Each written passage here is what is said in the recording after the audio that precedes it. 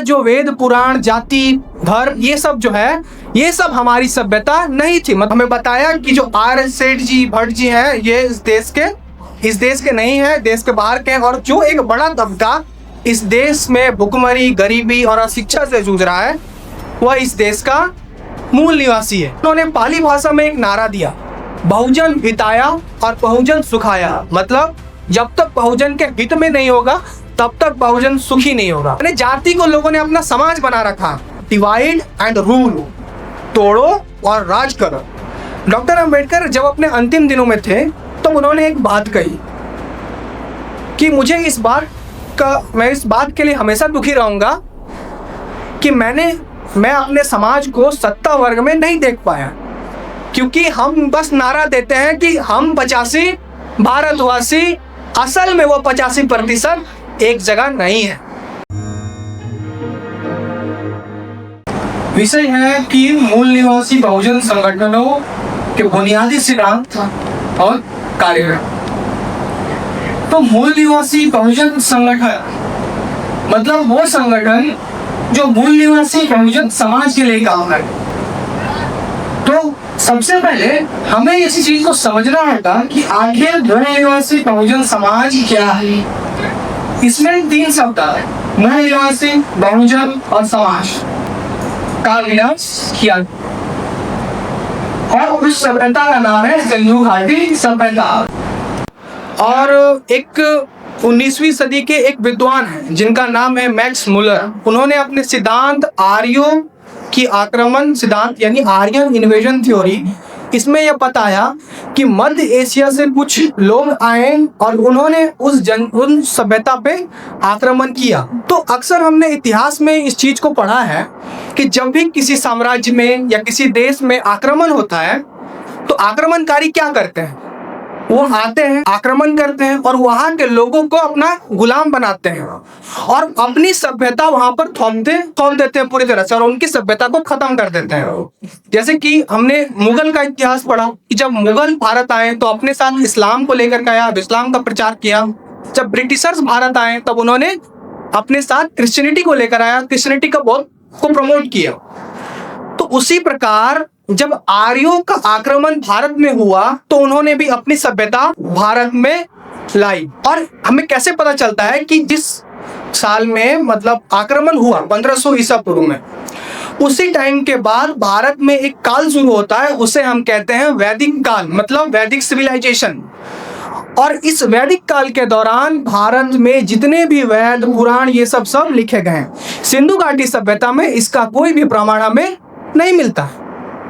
मतलब इससे साफ पता चलता है कि यह जो वेद पुराण जाति धर्म ये सब जो है ये सब हमारी सभ्यता नहीं थी। मतलब वहां पर वो सिंधु घाटी सभ्यता में ये सब इंक्लूड नहीं था। ये सब बाद में जो आक्रमणकारी आए उन्होंने अपने साथ ये सब चीज वो लेकर के आए। और फिर उसके बाद जब हमने अपने महापुरुषों को पढ़ा, एक महापुरुष जिन्हें हम राष्ट्रपिता कहते हैं, राष्ट्रपिता ज्योतिबा फूले, उन्होंने हमें बताया कि जो आर सेठ जी भट्ट जी हैं ये इस देश के नहीं है, देश के बाहर के हैं। और जो एक बड़ा तबका इस देश में भुखमरी गरीबी और अशिक्षा से जूझ रहा है वह इस देश का मूल निवासी है। उसके बाद आता है बहुजन। तो इसके लिए भी हमें इतिहास में पीछे जाना पड़ेगा।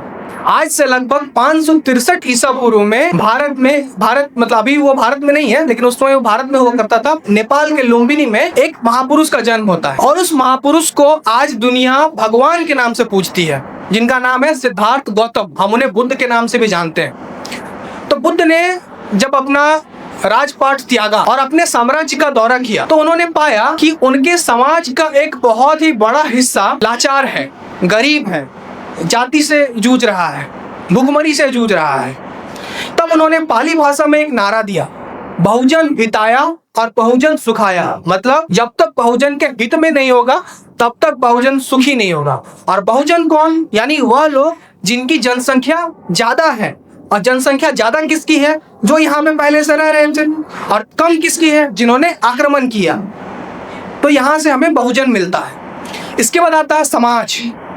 तो समाज को आजकल लोगों ने बहुत गलत डेफिनेशन करके रखा है। मतलब आप अगर किसी से पूछेंगे समाज क्या है तो वो आपको बोलेगा कि हम ये 4 लोग हैं, हमारी जाति है, ये हमारा मोहल्ला है, यही हमारा समाज है।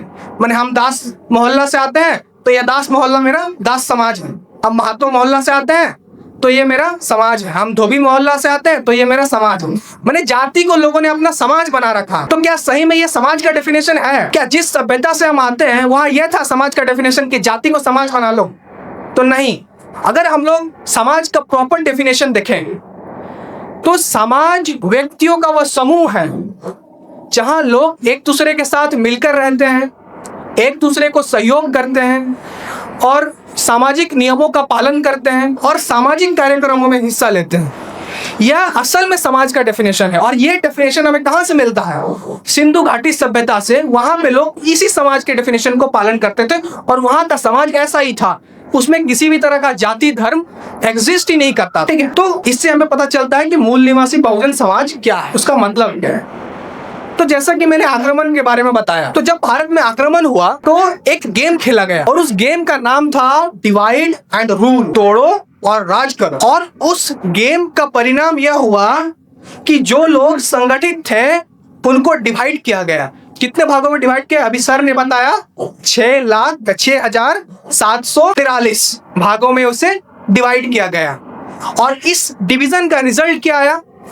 रिजल्ट ये आया कि जो समाज पहले अपने देश का शासक वर्ग था, जो एक इतनी बड़ी सभ्यता का जो डेवलपर था, जिसने इतनी बड़ी सभ्यता बनाई, जिसका ये भारत था, उसी समाज को मानसिक गुलामी में डाल दिया गया है और गले में मटका और कमर में झाड़ू, यहाँ तक स्थिति पहुंच गई जो इस देश का शासन वर्ग था। और यह सिलसिला चलते गया। भारत में प्रचंड गरीबी, भुखमरी आ गई और जाति को लोगों ने एकदम सर पे चढ़ा दी। उसके बाद फिर आया हमारे मूल निवासी महापुरुषों का दौर। 11 नवंबर 1827 में भारत में एक महापुरुष ने जन्म लिया और उस महापुरुष का नाम है राष्ट्रपिता ज्योतिबा फूले। उन्होंने देखा कि भारत में जो गरीबी और भुखमरी है और यह जो जाति का भेदभाव है, इसको पहली बार अच्छी तरीके से समझा और 1873 में उन्होंने सत्य शोधक समाज की स्थापना की। भारत में यह पहला संगठन था जिसने जाति के खिलाफ आवाज उठाई। उन्होंने उस लगभग 3-3.5 हजार साल की जो मानसिक गुलामी थी उसको चैलेंज किया पहली बार और लोगों को शिक्षा का महत्व बताया कि आखिर शिक्षित होना क्यों जरूरी है। जब तक आप शिक्षित नहीं होंगे तब तक आप इस मानसिक गुलामी से नहीं निकल पाएंगे। तो उन्होंने लोगों को शिक्षित किया, अपनी पत्नी सावित्रीबाई फुले को पढ़ाया, महिलाओं में शिक्षा को खास प्रमोट किया और यहाँ से हमारा जो एक इतने साल पुराना जो एक मानसिक गुलामी था उससे कहीं ना कहीं हम आज़ाद होने का एक पहल था हमारी। फिर जन्म होता है 14 अप्रैल 1891 को महामानव डॉक्टर अंबेडकर। इन्होंने देखा कि हमारा जो समाज है वो भयानक जातियों में बटा हुआ है, इनके साथ भी लगभग वही सिचुएशन था, लेकिन ये थोड़े से अच्छे घर से आते थे तो इन्हें थोड़ा सा आगे इनको थोड़ा अवसर मिला। तो इन्होंने अपने समाज को पढ़ा और देखा कि समाज में शिक्षा की कमी है। तो इन्होंने सोचा कि हमें पहले अपने आप को शिक्षित करना होगा। इन्होंने अपने आप को शिक्षित किया और इनके पास टोटल 32 डिग्री आती है। मुझे बताने की जरूरत नहीं है क्योंकि डॉक्टर अम्बेडकर के बारे में हमने ऑलरेडी हमने पढ़ा है इनके बारे में।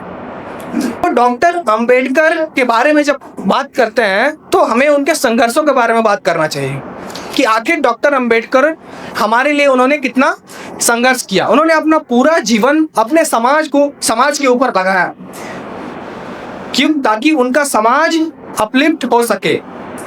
जब 26 जनवरी 1950 को जब भारत का संविधान लागू होता है तो वह संविधान कहीं ना कहीं हमारे लिए स्वर्ग का द्वार साबित होता है। हमने सुना है ना, स्वर्ग का द्वार होता है कि उस द्वार के अंदर हमें सारा फैसिलिटी मिलेगा। तो 3,500 साल की जो गुलामी थी हमारे अंदर, जब भारत का संविधान बना तो कहीं ना कहीं वो हमारे लिए स्वर्ग का द्वार था। हमारे पास जो अपॉर्चुनिटी था वो हमारे लिए किसी वरदान से कम नहीं था। तो संविधान में हमें ये सब चीज मिला कि आज हम यहाँ पर सबके सामने बैठकर जो मानसिक गुलामी से हम जूझ रहे थे उसके बाद हमने अब आज हम यहाँ पर बैठ के आपस में बातें कर रहे हैं, हमारे पास एक मंच है बात करने के लिए। तो इससे हमें क्या पता चला कि हमारे समाज में, जिस मूल निवासी बहुजन समाज का हम बात कर रहे हैं, उस समाज में जो महापुरुषों ने जन्म लिया, जिनके बारे में आज हम बातें करते हैं, जिनका हम फोटो लगाते हैं, जिनके बारे में हम पढ़ाया जाता है, उन्होंने अपना सारा जीवन हमारे ऊपर लगाया। डॉक्टर अंबेडकर जब अपने अंतिम दिनों में थे तो उन्होंने एक बात कही कि मैं इस बात के लिए हमेशा दुखी रहूंगा कि मैं अपने समाज को सत्ता वर्ग में नहीं देख पाया। मतलब हमारा समाज अभी भी सत्ता वर्ग से वंचित है। अक्सर हम सब यहाँ पे बैठे हैं, जब हम बचपन में होते हैं तो हमारे माता पिता हमारे लिए सब फैसिलिटी प्रोवाइड करते हैं, लेकिन बदले में उन्होंने भी तो हमसे कुछ चाहा कि हम तुम्हारे लिए इतना कर रहे हैं, बदले में तुम्हें भी हमारे साथ कुछ करना होगा। तो डॉक्टर अंबेडकर ने क्या कहा कि मैं अपने समाज को सत्ता वर्ग में नहीं देख पाया। इसका मतलब उन्होंने हमें ड्यूटी दी। कुछ लोग आगे सो भी रहे हैं तो थोड़ा जाग जाइए सर, थोड़ा सा बात सुन लीजिए। तो उन्होंने हमें ड्यूटी दी, यहाँ पे ड्यूटी का बात हो रहा है, थोड़ा ड्यूटी ले लीजिए।